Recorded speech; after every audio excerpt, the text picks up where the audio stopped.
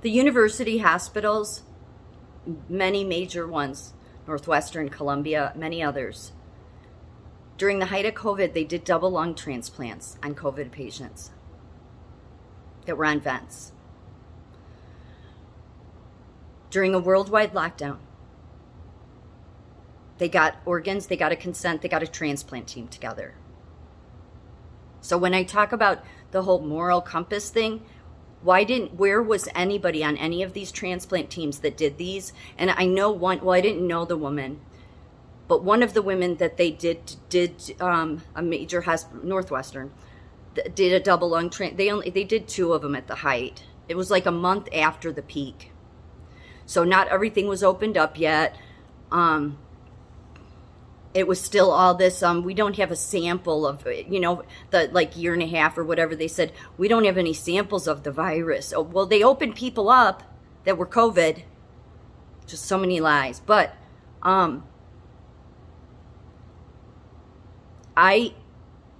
didn't meet this woman, but she had gone to a class I was attending, and I found out after she died, she had committed suicide. She was somebody they did a double lung transplant on. She was a young woman. Not real young, but I mean, she would, like in her 30s, maybe 40s. Double lung transplant.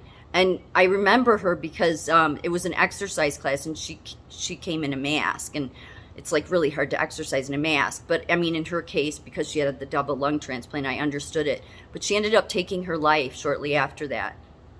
You know why? It's what I get so mad about. Like I start yelling in some of my videos, and I don't mean to, but it's because she had no quality of life.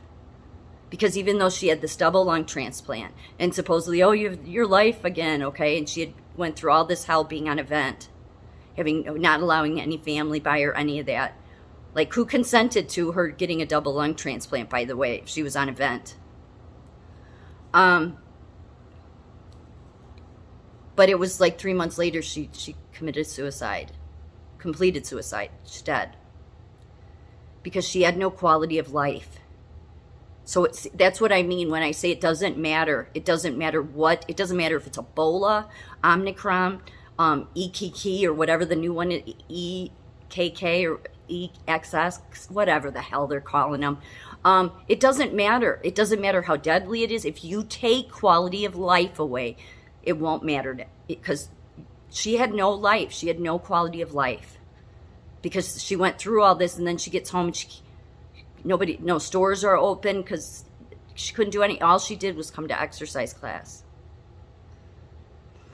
So this is the problem with why I say it's like, why didn't anybody on these transplant teams, why didn't they say, wait a minute, hold up, we shouldn't be doing this. I'm not on board with this. This is totally unethical. First of all, how did you get a consent when you're not letting family members in, okay? This is the whole reason it's good to have family members at the bedside. But they immediately took that away, unethical. And we all went along with it. I mean, I work in psych, so it's a little different. We don't just have open visiting anyway. We have set times. But I mean, I spoke up about that. I'm like, wait a minute, the family is the advocate for the patient. Now you're going to shut family down at being at the bedside? So there's a lot of people, like the people going along with the gender-affirming surgery on children. You have to ask yourself, are these people that should be nurses? No, they should not be practicing in healthcare at all. And that's not me judging. It's just, that's a common sense thing. But that's how, like, dangerous some like the system is. Like, it's got people all wrapped up in a bunch of nonsense, like not thinking. And not thinking, like, it's a worldwide lockdown. How did you get, I mean, transplants, it takes, you go on a list. It takes a while to get organs. But you know what the biggest money maker, I think lungs is the second. Lungs makes the second biggest amount of money for an organ transplant. And where does the hospital make their most money is in the surgery department, most especially organ transplants. So, just saying. So when they carried on in all your unions, if you're in a union, your nursing unions wanted to say that, oh, we're going to fight Trump because of the PPE not being around. That's BS. It wasn't Trump's fault. Hospitals did it on purpose. They did, because they want to make it seem like the healthcare system is a mess, and it is, because we have psychopaths running the hospitals and psychopaths on board with it at the National Nurses United and American Nurses Association. They're going along with it. There's plenty of nurses. They could fill all their floors. They don't want to, because they want to scream and carry on like the boy that cried wolf. We need government-run health care. That's been the whole goal the past 10 years. It's the reason they let all the hospitals merge. So see all the three-letter agencies, and why our founders didn't. They knew what tyranny was. They fled tyranny. So they knew that all those different layers, that those would eventually bring in communists. Your communists at your American Nurses Association at the top, National Nurses United at the top, every hospital CEO in the country, all commies on board with the UN and a communist agenda to take everybody into communism. That's how sick and twisted it is.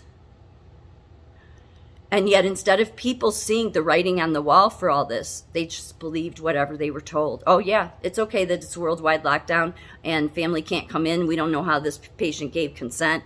We don't know how we got the lungs this soon. But yeah, let's do this transplant. Like, that's a big team. Transplants are a big surgery. It's not like it's just a few people in the room. And it wasn't just one hospital. It was all your major university hospitals. So the other thing they did, and I did a video on my YouTube channel about this, is that everybody said these went missing, okay? These, and you know what? They did this on purpose too. They could have gotten them. They didn't want to, again, because make it look like, oh, it's just a mess. We need government-run healthcare. Also, the CEOs can have more money, and they can give a kickback to the unions and the associations. But this is what a true N95 mask is. Nurses are fitted for these annually.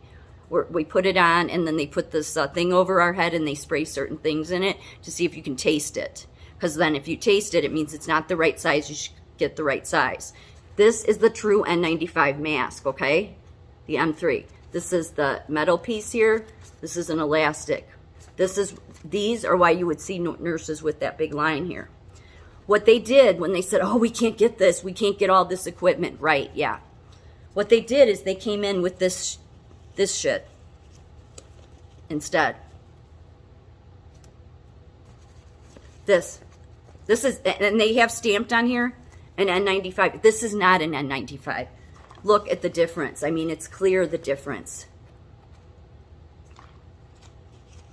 This is a rubber band. It's a rubber band. It's a kindergartner could have put this together. This is a garbage twist tie.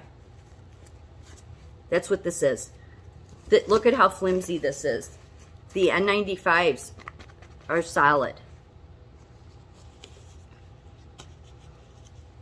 They did this to everybody.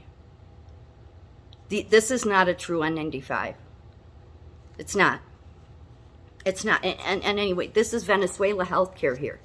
A garbage twist tie has now replaced the good way we used to, the solid way we used to make these masks. But it's all because of people that want power and money. And all of those people head up your National Nurses United, American Nurses Association, all the nursing associations and unions, and your hospital CEOs and board members. And they are going to continue on their track because they've been on it for a long time. And your FCC allowed many illegal mergers for these hospitals. So see why the only way we can have true freedom is for every union, every association, every three-letter agency, FDA, CDC, all of them, to be eliminated. Because then we are safer. That is what keeps us safe from communism, is when we don't have these regulators who are nothing but unethical, immoral people deciding what the whole world should do.